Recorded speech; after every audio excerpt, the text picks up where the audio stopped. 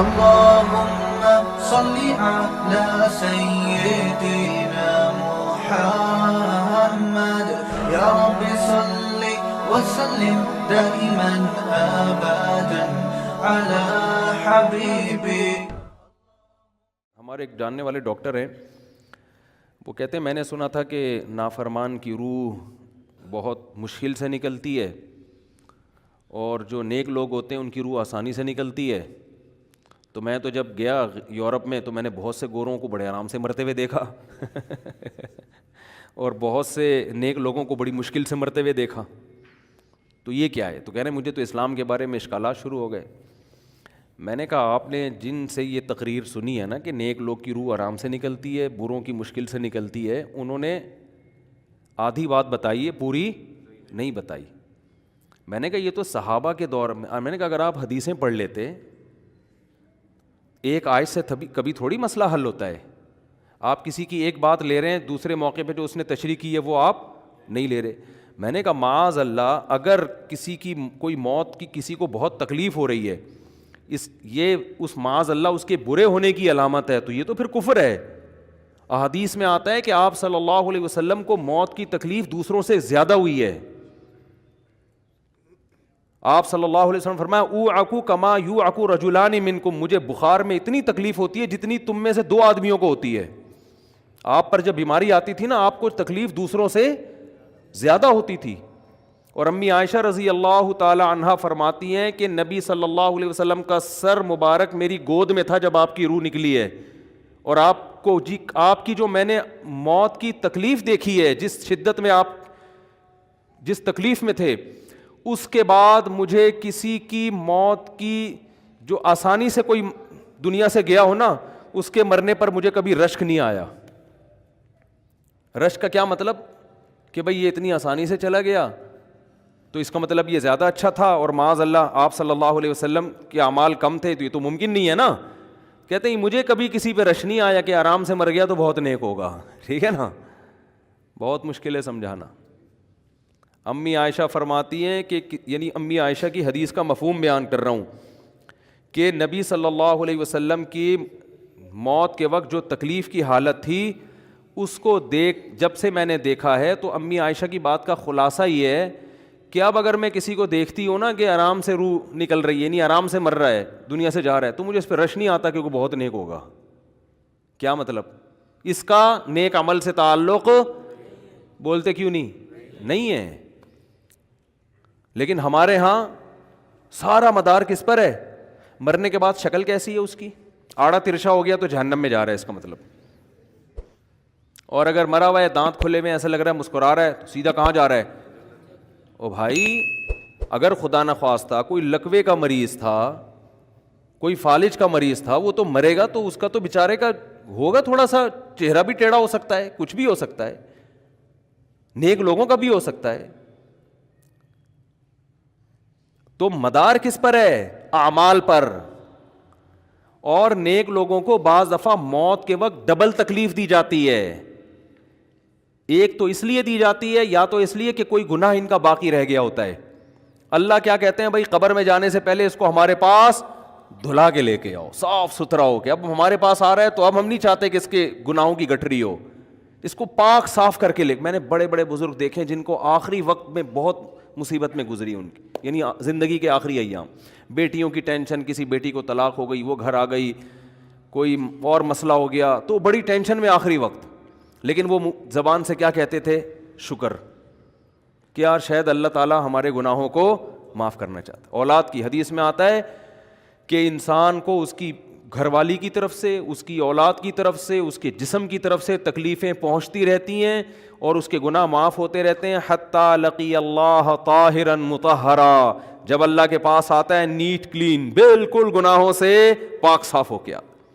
لیکن یہ تکلیف وہ ہوتی ہے جس میں صبر کی توفیق بھی ملتی ہے, کیونکہ اللہ دے رہا ہے نا تکلیف, اور اللہ سزا کے طور پہ نہیں بلکہ کفارے کے طور پہ, تاکہ ہمارے پاس آئے تو صاف ستھرا ہو گئے. تو اس تکلیف میں پھر صبر کی توفیق, اس لیے علماء کہتے ہیں جس تکلیف میں صبر کی توفیق مل رہی ہے سمجھ لو یہ رحمت ہے.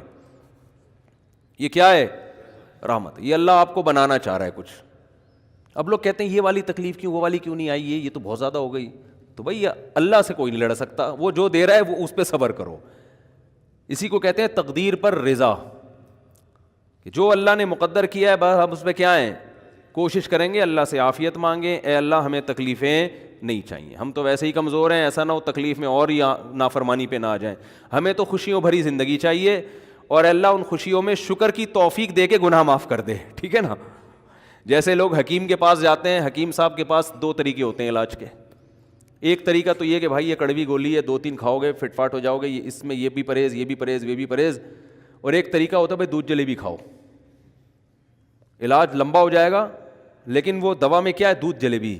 تو آپ کہتے ہو بھائی یہ دودھ جلیبی والا مجھے دے دو, ٹھیک ہے لمبا علاج کروا لوں گا, فائدہ دیر سے ہوگا, لیکن میں یہ کریلے کا جوس نہیں پی سکتا. تو ہم نالائق لوگ ہیں, شکر سے بھی انسان کے ترقی ہوتی ہے, تو اللہ سے یہی مانگنا چاہیے اللہ ہمیں نعمتیں دے, تکلیفوں سے بچا, اور شکر کی توفیق دے تاکہ ہمارے درجات بلند ہو. تو شکر کے بھی تو بڑے فضائل ہیں نا. تو مانگنے تو کیونکہ عبدیت اور غلامی کا تقاضا یہ ہے کہ اللہ سے عافیت مانگی جائے, لیکن اللہ تکلیف دے دے تو اس پہ صبر. تو ہمارے نبی صلی اللہ علیہ وسلم کو ہاں یا تو اس لیے تکلیف ہوتی ہے گناہ معاف, یا اس لیے کہ درجات بلند. اللہ چاہتا ہے کہ بھئی یہ دنیا آزمائش کی جگہ ہے, جب آخرت میں آنا تو اتنا تجھے نوازوں. تو ہمارے نبی صلی اللہ علیہ وسلم جنت میں آخرت میں سب سے اعلیٰ مقام کس کا ہوگا, سید الانبیاء محمد صلی اللہ علیہ وسلم کا, حضرت آدم سے بھی زیادہ, نوح علیہ السلام سے بھی زیادہ. تو اللہ نے فرمایا کہ آپ کو پروٹوکول دینے کے لیے آخری جو اب آپ کا آخرت کا سفر ہے نا, اس میں مادی تکلیف آپ کو دوسروں سے زیادہ دی جائے گی. یہی وجہ ہے کہ حضرت فاطمہ رضی اللہ تعالی عنہ آپ کی چہیتی بیٹی, جب انہوں نے آپ صلی اللہ علیہ وسلم کی اس تکلیف کو دیکھا نا, جو موت کے وقت تکلیف تھی اور جو بخار کی شدت تھی, واہ کرب ابتا, فرماتی تھی ہائے میرے والد کا کرب, بہت زیادہ غمزدہ ہو گئیں ان کو دیکھ کر کس قدر تکلیف میں ہیں. تو آپ صلی اللہ علیہ وسلم نے فرمایا لا کرب علی ابیک بعد الیوم. کیسے تسلی کے جملے. اپنی بیٹی سے فرمایا ہے فاطمہ تیرے باپ پر آج کے بعد کوئی تکلیف, بولو لا کرب علی ابیک بعد الیوم. اس میں بھی آپ صبر کا پہلو تلاش کر رہے ہیں, شکر کا, بس یہ اللہ کی طرف سے آخری ہے.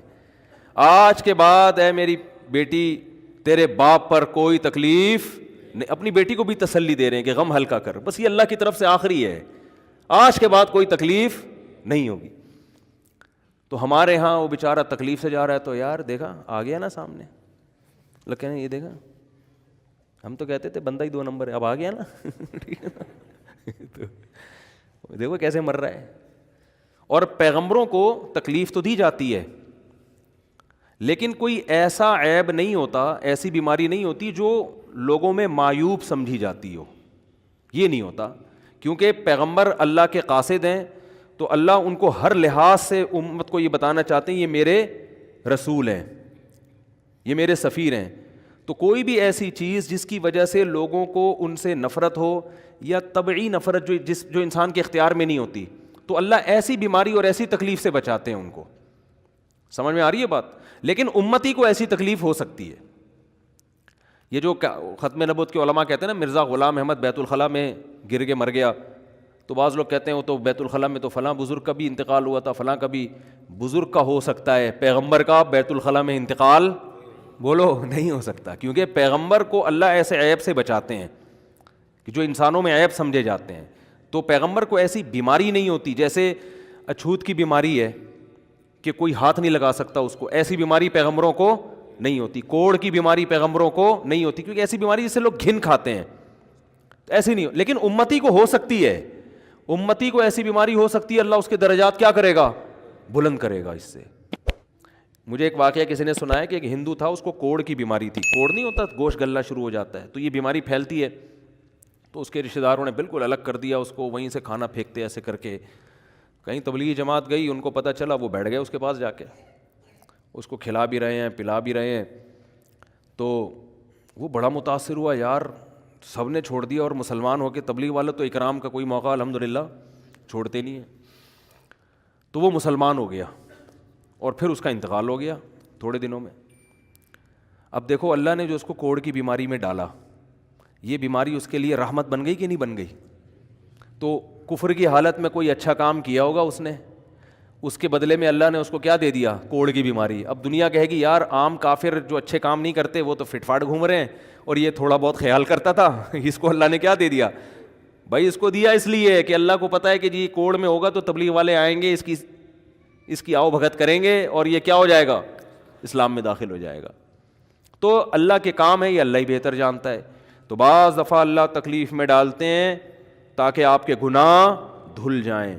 تو اس لیے موت کی جو تکلیف ہے نا, اچھا اور عین ممکن ہے کوئی بہت بڑا بدماش ہو, بڑے آرام سے مر جائے وہ, اور مرنے کے بعد ایسی خوبصورت اسکن ہو جائے اس کی, کیونکہ اسکن کی اچھے یا برے ہونے کا تعلق موسم سے ہے. جینے ٹھیک ہے نا, جس کو برین ہیمریج ہوتا ہے تو چہرہ خراب ہوتا ہے, چاہے وہ نمازی ہو. میں نے ایسے پکے نمازیوں کو جن کی نماز کی حالت میں ڈیتھ ہوئی ہے, ان کو دیکھا موت کے بعد ان کا چہرہ کالا ہو گیا. یہ بری بات نہیں تھی, یہ کالا اس لیے ہو گیا کہ برین ہیمریج ہوا, رگ پھٹی ہے تو بلیڈنگ ہونا, اور ہارٹ اٹیک بھی ہوا پھر ان کو. تو ڈاکٹر کہہ رہے تھے ان کو جلدی دفناؤ کیونکہ یہ بہت جلدی ان کا جسم خراب ہو جائے گا. حالانکہ پھر میں نے خواب میں ان کو جنت میں بھی دیکھا. صحیح ہے نا. تو خام خامنہ لوگوں نے یہ چیزیں بنائی ہوئی ہیں. تبھی میت کو چھپانے کا حکم ہے, کیونکہ اکرام کرنا ہے نا, تو چہرہ مرنے کے بعد بگڑنا شروع ہوتا ہے. یہ ہر ایک کا ہوگا, چاہے نیک ہو چاہے برا ہو. تبھی تو حکم ہے کہ اس کو جلدی دفن کرو, کیونکہ اس کی توہین ہے اب لوگوں کے سامنے رکھنا. اور ہمارے یہاں کیا ہو رہا ہے, اب باقاعدہ مردوں کے ساتھ سیلفیاں چل رہی ہیں, ناک میں روئیاں ٹھوسی ہوئی ہیں, اور ویڈیو بن رہی ہے, اور زیارت ہو رہی ہے, لائن لگ لگ کے پبلک دیکھ کے جا رہی ہے. کیا جاہلانہ رسم ہے یار, کیا جاہلانہ. میت میں اور دلہن میں فرق ہونا چاہیے. دلہن کی منہ دکھائی ہوتی ہے, وہ محلے پڑوس کی عورتیں آتی ہیں, بھائی دلہن آئی ہے بیوٹی پارلر کر کے دیکھ رہی ہیں, تو مردے اور دلہن میں اتنا تو فرق کرو, مردے کی بھی رونمائی ہو رہی ہے. تو یہ غلط رسم ہے. انتقال ہو گیا فوراً چہرے پہ کپڑا. ہاں جو اس کے بہت قریبی لوگ ہیں, قریبی لوگ ایسا ہوتے ہیں کہ اگر وہ بدبو آ بھی رہی ہو, چہرہ بگڑ بھی جائے, ان کو نفرت نہیں ہوتی. بیٹے کو اپنے باپ سے نفرت نہیں ہوگی, چاہے جیسا بھی ہو, چہرہ جیسا بھی بگڑ جائے. وہ کہے گا یار میرا اس کا رشتہ خوبصورتی کی بیس پہ تھوڑی ہے. لیکن اجنبی لوگ جب اس کو دیکھیں گے تو چہرے کے بارے میں تبصرے بھی کریں گے. اور ایک صاحب کا انتقال ہوا, میں نے کہا جلدی دفناؤ, چہرہ نہ دکھاؤ. تو انہوں نے کہا لوگ کہیں گے یار لگتا ہے کچھ چہرہ بگڑ گیا اس لیے چھپا رہے ہیں. میں نے کہا اب تو اور چھپانا چاہیے, اس لیے کہ جس کا بگڑ جائے اس کو تو چھپائیں گے تو پھر لوگ یقیناً کہیں گے بگڑا ہوا چہرہ ہے. تو اس رسم ہی کو ختم کر دینا چاہیے. انتقال ہوا فوراً چہرے پہ کپڑا. ہاں بیوی دیکھ سکتی ہے اپنے شوہر کو, یا بیٹے ہیں, یا اس طرح جو بھائی بہن ہیں قریبی, وہ دیکھ لیں. باقی پبلک سے چھپا کے اس کو فوراً کیا کرو, دفن. اب تو قبر میں جا کے بھی دکھا رہے ہوتے ہیں. یہ اجمیوں کی گندی رسم ہے, بری رسم ہے. گندی کا لفظ میں نے تھوڑا سا زیادہ سخت استعمال کیا, لیکن مجھے اس سے زیادہ ہلکا لگ نہیں رہا کوئی لفظ. عرب میں ایسا نہیں ہوتا. سعودی عرب میں جو ہے نا, عرب لوگ بہت سی چیزوں میں ابھی بھی اسلام کے بہت قریب ہیں, بڑے ہم لوگ چونکہ ہندوؤں کے ساتھ زیادہ رہے ہیں نا انڈیا میں, تو بہت سی چیزیں ہم نے وہاں سے کیا لی ہیں جو مذہبی لوگوں میں بھی آئی ہیں. عرب میں یہ سسٹم نہیں ملے گا آپ کو. عرب میں جب تک زندہ ہے احترام, ادب, تمیز. انتقال ہو گیا فوراً سے پہلے دفنایا, قبر پہ تختی بھی نہیں لگاتے. وہ جائز ہے تختی لگانا, لیکن وہ بھی نہیں لگاتے. کہہ رہے ہیں اب اس کو تختیوں کی ضرورت نہیں ہے, اب دعاؤں کی ضرورت ہے. دعائیں ہوتی رہتی ہیں ابا کے لیے, صدقات و خیرات کرتے ہیں, ایسا صدقے کرتے ہیں عرب کہ آپ کی سوچ ہوگی. ایسی سخاوت ہے عربوں میں, اپنے ابا کے لیے, اپنی اماں کے لیے دعائیں کرتے ہیں. وہ میں نے بتایا نا ایک واقعہ, میں نے بہت پہلے سنایا تھا. جدہ میں کسی کے ہاں ٹھہرا ہوا تھا, سعودی عرب میں, پاکستانی تھے وہ کسی عرب کے ساتھ 30 سال سے ملازمت کر رہے تھے. عربوں کا نا آپ کو ایک پہلو دکھایا جاتا ہے میڈیا پہ, جو اچھا پہلو ہے وہ نہیں دکھایا جاتا. جو اسلام کی وجہ سے ان میں خوبیاں ہیں وہ نہیں دکھایا جاتا. تو ایک عرب شیخ تھا جس کی ہاں یہ ملازم. دوسرا عرب کا جو اصل کلچر آپ کو ملے گا گاؤں دیہاتوں میں, شہروں میں تو پتہ نہیں کون کون آگے آباد ہوا ہے, اس میں اچھے بھی ہیں برے بھی ہیں. تو کہہ رہے ہیں میں نے دیکھا کہ وہ ایک عرب شیخ اپنی فیکٹری سے نکلا, میں تو ایک بھکاری آیا, اس نے اللہ کے نام پہ کچھ مانگا. اس کے پاس پتہ نہیں تنخواہ بانٹنے نکل رہا تھا کیا نکل رہا تھا, اس کے پاس بہت سارے پیسے تھے ریال. تو اس نے اس کو بھکاری کو دے دیے. بھکاری کو جیسے ہی دیے, بھکاری نے, اچھا یہ عرب بھی 80 سال کا بڈھا, تو اس بھکاری نے اس کے عربی کے ماں باپ کو دعائیں دینا شروع کر دیں دل سے نا. کوئی پاکستانی تھا ہوا بڑا ڈیڑھ ہوشیار, دعائیں دی, اللہ کہہ رہے تمہارے ابا کی مغفرت ہو جائے, اللہ کہہ رہے. تو وہ عرب کو اتنا اچھا لگا, اس نے اور دے دیا. پھر وہ شروع ہو گیا اللہ کرے تمہارے ابا وہ پھر اور دے دی. کہہ رہے ہیں اتنے پیسے اس بھکاری کو دے دیے. میں نے کہا یار یہ تو لاکھوں پتی بن گیا ہے, سارے پیسے ختم ہو گئے اس کے پاس, اور وہ گھنا دعائیں دیتا جا رہا ہے. وہ جو گھنا تھا نا وہ کیا کر رہا ہے, وہ بھی گھنا بن کے طبیعت سے دعائیں دے رہا ہے. وہ رونا بھی آ جاتا ہے پاکستانیوں کو, آپ کو پتہ ہے. تو کہہ رہے ہیں وہ چلا گیا, پیسے ختم ہو گئے. اس عربی نے کہا اگر یہ میرے پاس اور بھی پیسے ہوتے نا, یہ دعائیں دیتا رہتا, میں پیسے. بعض ایسے جذبات ہو جاتے ہیں نا انسان کے کہ اس کو لگتا ہے کہ شاید یہ دعا قبول ہو رہی ہے, بعض دفعہ ایسی کیفیات آ جاتی ہیں انسان کے اوپر. تو وہ پاکستانی تھے جنہوں نے مجھے واقعہ سنا. کہہ رہے ہیں یار ان کے اندر کوئی ان کے قریب رہے نا تو بعض چیزیں ان میں بڑی خاندانی. عربوں میں ماں باپ کا بہت احترام ہے, بہت. جتنے کسٹمر کے ساتھ بدتمیز ہوتے ہیں نا, باپ اور ماں کے ساتھ اتنے ہی اچھا سلوک کرتے ہیں.